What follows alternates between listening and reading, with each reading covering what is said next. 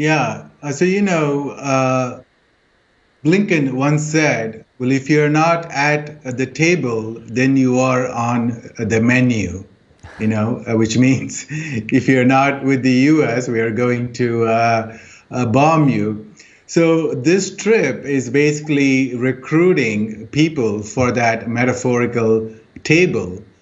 But these people will not be sitting at the table. They'll be fighting and dying on behalf of the US empire.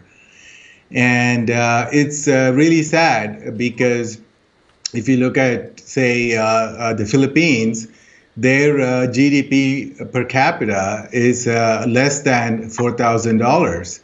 And they should be focusing on the development of the country and working with China, who can do a lot of things in terms of the infrastructure. But instead, they want to sort of become like the Ukraine of the Asia, and they're just becoming a geopolitical pawn. And the U.S., it talks a lot. They meet with the Chinese foreign minister, and President Xi Jinping went to the U.S. at the end of last year. But the U.S. has only one goal, and that is to contain China. And, and if you look at Blinken's 10-day trip right now, and if you look at all the countries he's going to, it's basically surrounding China. Kanthan, I want you to talk more about the U.S. strategy. If you look at the recent years, the U.S. moves and policies, first they have the Quad, with India, Japan, Australia, basically everybody understands that's targeting China.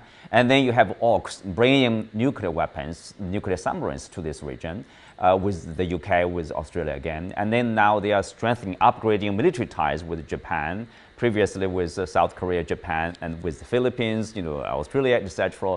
It's all about strengthening military presence. What will that lead to? Yeah, it's really very scary because so you can look at the Ukraine model and how the US tried to wage a proxy war against Russia. And they will try to do the same thing like in Asia.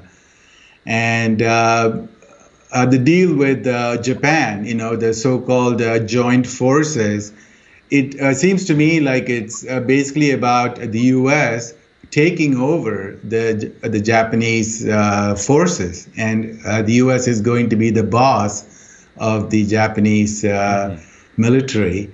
And the Philippines, they are building more military bases. The U.S. brought in the intermediate range missiles to the Philippines. These are all very, very troublesome, and this is not something that the Asian countries should be focusing on or falling for the scheme.